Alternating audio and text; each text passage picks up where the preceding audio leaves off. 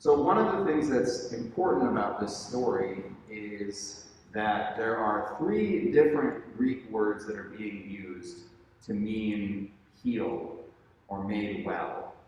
The first one is the word that translated in this version is cleanse, which is to purify, to remove any impurity, right? The second one is healed. When he realized that he was healed, he turned back. And then the third one says, your faith has made you well. But the Greek word there is not actually about healing. It's the word sozo, which is often translated to be saved or salvation. But the literal meaning of it is to be rescued from danger.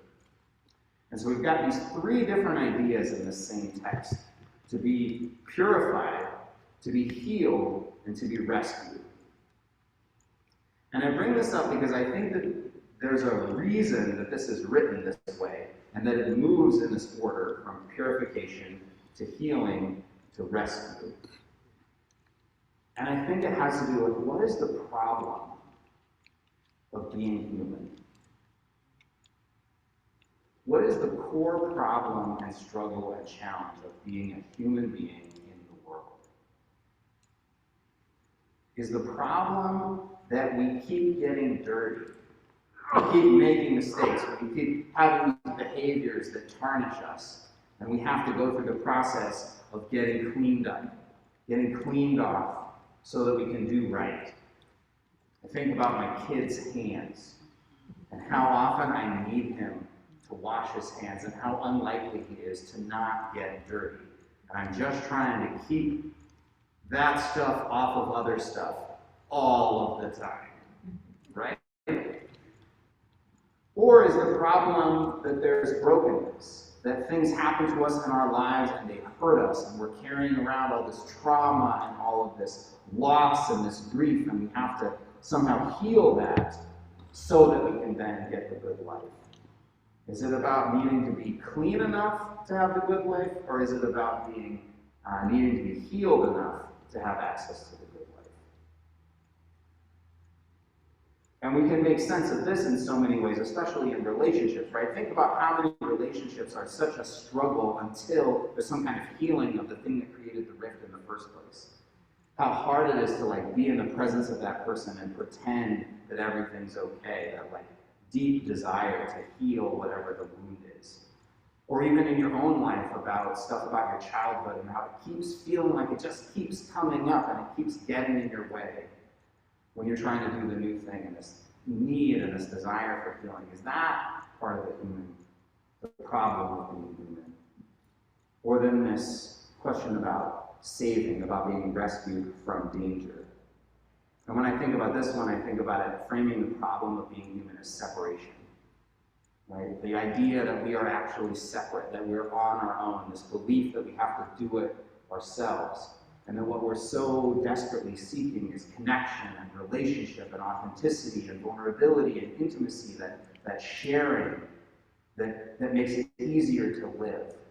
But so often when we believe in our own separation and our own isolation and we lean into it, how much harder it is.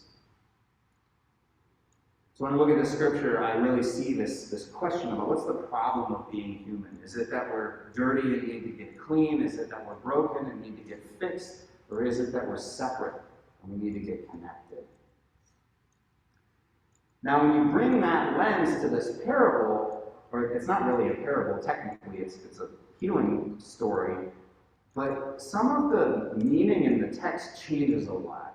So the traditional interpretation of this passage, right, is you should be grateful to God when stuff goes well, and so many people are just oblivious, that they don't even pay attention. They don't turn around and thank God. And this guy, this guy really did it, right? He really saw what was going on.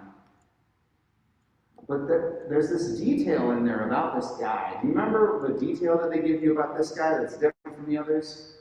Samaritan. He's a Samaritan, and what does that mean? He's not loved by the Israeli people. Right. So I just want you to think about this guy for a second. He's part of a group of 10 dudes, we assume that they're all guys, who are hanging out by themselves. They have to stay separate because of Jewish purity laws. There's this sense of contamination, right? And so they're kind of over there by themselves, but he's part of this community of people, a community of outcasts. What's going to happen when he's healed, when he is cleansed, when he is no longer a leper? He's still an outcast. Exactly. It doesn't actually change that fact. But what him being healed does is now he loses that community of outcasts. Right? Like when it doesn't matter that you're a Samaritan and I'm a Galilean because we're both in this muck of being sick together. Right? But once the purification happens of all of these guys, I'm guessing he's on the road and he's looking around and he's feeling, it uses the word healing, he's feeling that healing in himself. That broken part is getting fixed, and yet the brokenness in this relationship is now getting more clear. Right? Like, I'm actually getting further away from you guys the further we walk and the more healed we are. Because now I know I have a place here.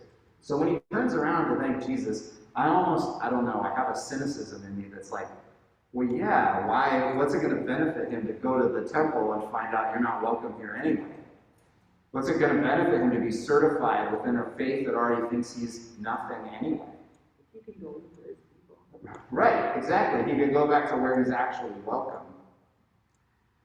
And I think there's so much in our society that operates in this same exact way, right? Like, as long as you're low down, we're all in it together, but then once that issue gets resolved, now all of a sudden these other identity pieces become more important. And, well, I was fine being friends with you before, but now, right?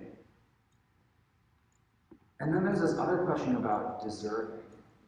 And I think this is a big one too, is these guys, these other 9 who had this issue, who had this skin disease, are now getting cleansed. Well, what is one of the things that we often believe about illness, sickness, or hardship? You kind of probably brought it on yourself, right? It's kind of probably your fault on some level. I mean, think about how uncomfortable we used to be at the early stages of COVID if somebody got it. And how we would unconsciously, or maybe consciously, maybe verbally to somebody else, talk about, oh, well, they were doing really stupid stuff. I mean, I saw it, not wearing a mask at such and such place, right? And it happened to them, but of course it happened to them, right? I had those people in my life that were doing risky business, and I remember thinking those thoughts a few times. Or HIV. God, like, right? Like, there's so many of those examples. Monkeypox now is a good example where all of a sudden we're demonizing people. Well, you're engaged in, dangerous behavior, so of course this is going to happen to you. Right? We tell people it's their fault for whatever is wrong with them. And so then these 9 guys are continuing to walk, and maybe they're not turning around, maybe they're not even praising God because they're just saying, well, yeah, we should have been. And now we're getting what's right, and we'll go to the priest and we'll get what's right, and it all works out. And maybe this guy realized that this was something miraculous was changing in him, and that was worthy of being praised. Maybe he wasn't really deserving of it, but maybe that wasn't his posture about it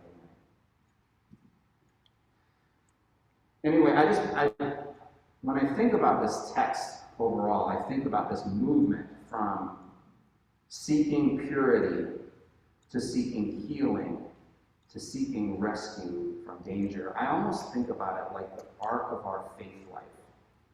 That at first, we just want to be good, right? How many of us had a moment or a realization where, like, damn it, I screwed up and I feel really terrible and I need to get right. I need to get good. I'm gonna change my life. I'm gonna make all these decisions. I'm gonna live right. I'm gonna eat right. I'm gonna act right. I'm gonna date right. I'm gonna whatever.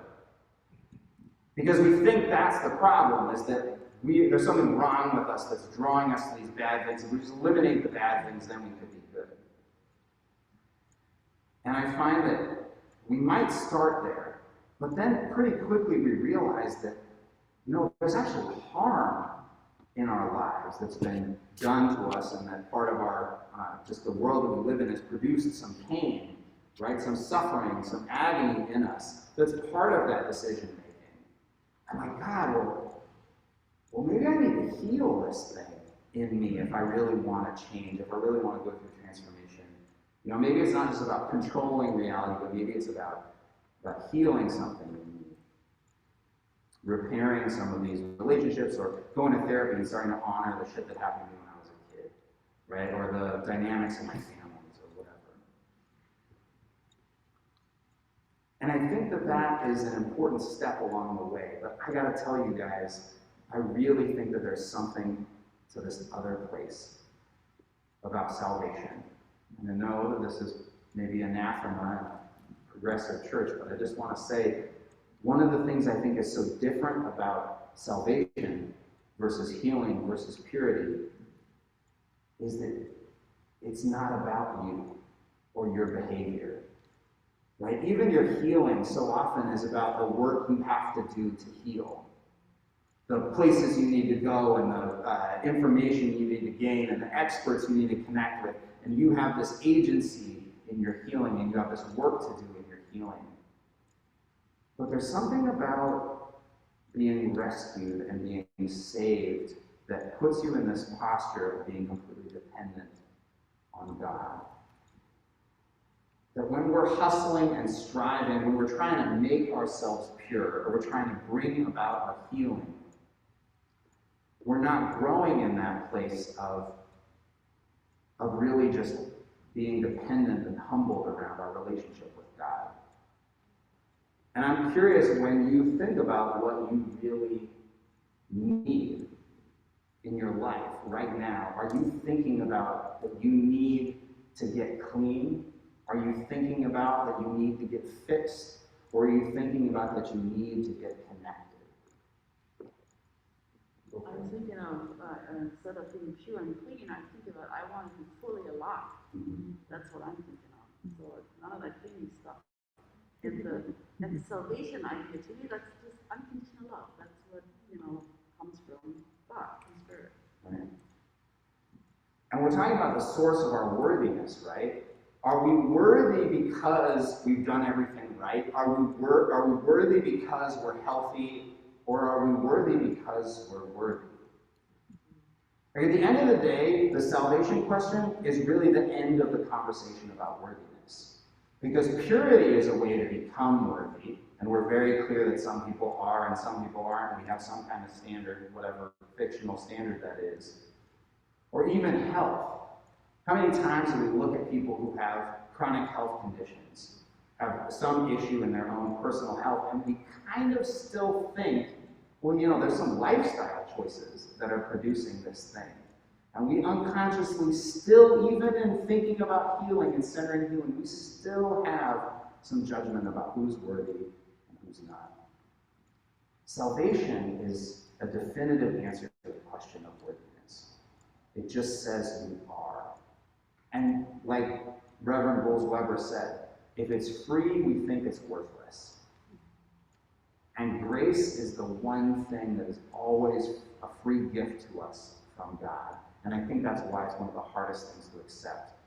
Because if we can get pure and we can get healed, we can feel like we did something. We earned something.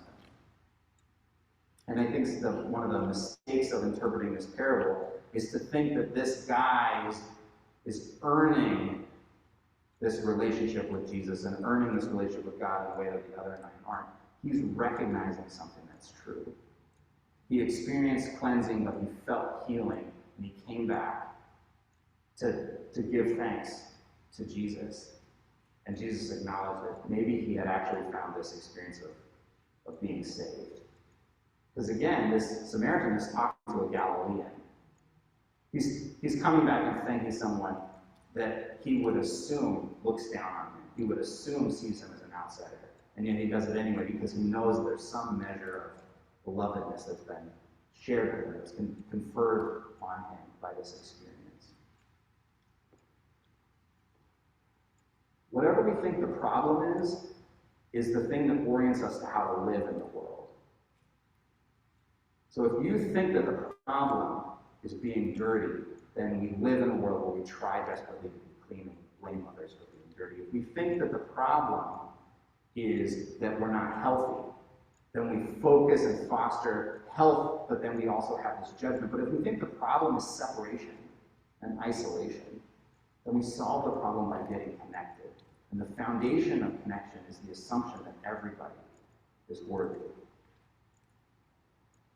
So I invite you to just think about, what do you understand? What have you been carrying around as the core problem of being human, of being alive? And how has that been informing how you've been living?